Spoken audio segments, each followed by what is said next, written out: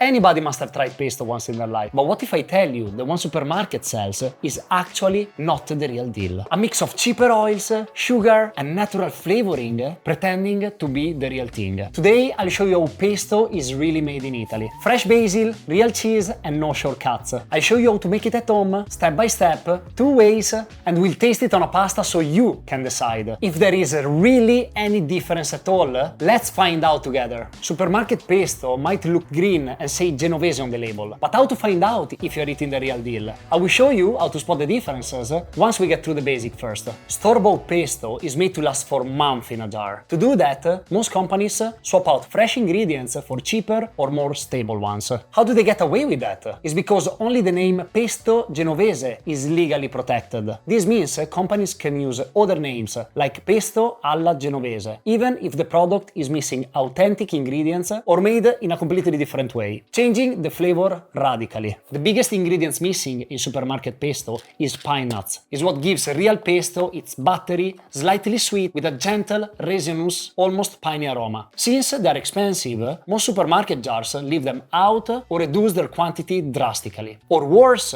replace them with cashew or peanuts, which taste nothing like the real recipe. And it doesn't stop there. Extra virgin olive oil is often substituted with sunflower oil, and sometimes they add potato flakes, sugar, or even whey powder to thicken it. All of these help it last longer or cost less to beat competition. Supermarket pesto is usually blended fast, sometimes even cooked or pasteurized, and that ruins its delicate balance. The real version instead is made raw, by hand, often using a mortar and pestle. The gentle grinding keeps the flavor fresh and stops the basil from turning bitter. You would ask, is this a big of a difference? I would say yes. Fresh pesto is completely different. It's herby, creamy and full of life. You taste the basil first, like a garden in your mouth. Then the garlic hits.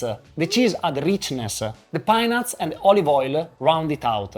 It's of course not just a sauce, it's an experience. So how do you know if you're eating the real one? It's mostly by looking at the color first. Real pesto should be bright green, not dark or brownish. Another trick is to check the label too. If it has anything like sunflower oil, cashew, potato flakes, dried basil or sugar, it's not the real thing. The real one has just few ingredients: fresh basil, pine nuts, garlic, Parmigiano Reggiano and or Pecorino, extra virgin olive oil and salt.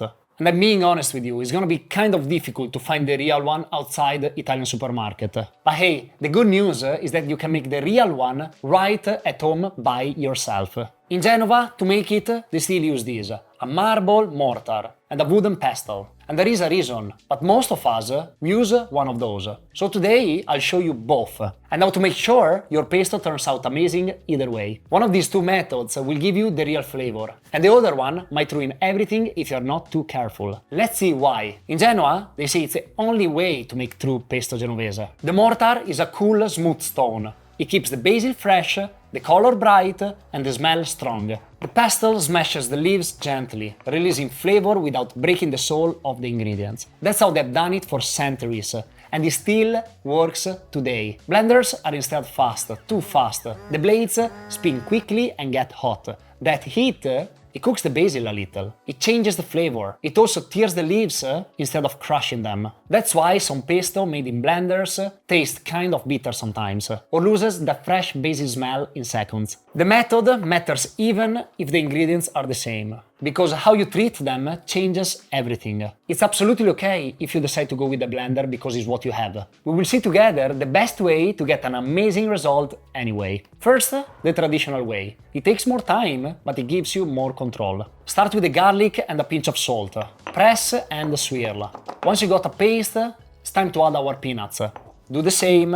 After also those are incorporated, we bring a generous amount of basil in. Press and swirl again. Then Parmigiano and or Pecorino. In my case, I use both so they balance each other. Last, the olive oil, a little at a time, until it turns creamy, thick and super green, just like this one.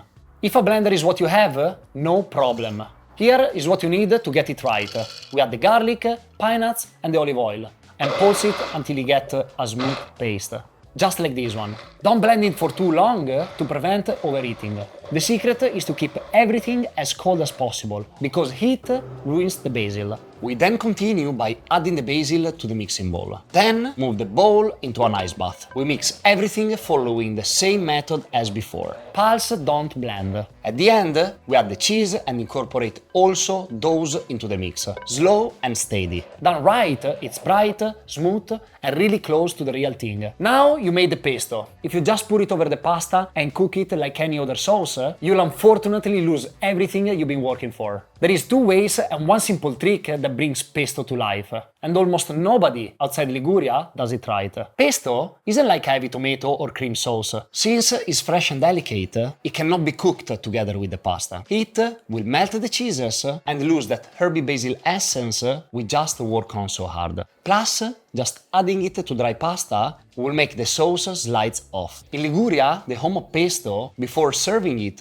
they usually mix it with a splash of pasta water. We will do something similar today, but with a newer technique. So we can serve the pesto in 2 ways, both preserving the flavor, texture, and making it creamy at the same time. In the first one, we boil the pasta half time into the water and the other half into the pan, adding water when needed. Once it's al dente, you have already pasta that is creamy by itself. We wait until it cools down a bit, then we add the pesto sauce we just made. You see, the trick is in the technique. Pesto needs the starch from the pasta to stay together and coat it properly. Without that, it just slips right off and loses its magic. We mix until everything is well combined. If needed, add another splash of water. This preserves the fresh flavor and the creamy texture. The second technique, widely used in Liguria, is spooning the pesto, letting you taste the pasta separately with bursts of pesto flavor. While the pasta hits the pan, we add some starchy pasta water to the pesto and mix until everything is well combined. When the pasta is also ready, we move it to the plate and add a generous amount of the pesto mix we just done. Both are good, it depends how you like it. So now that you made pesto the real way, you can judge for yourself if this is the same as the supermarket one. But if you're ready to dive deeper into pasta mastery, wait until you see how bolognese works. Same heart, totally different soul. I'll walk you through it step by step. Click over here and let's make something incredible together. Ciao!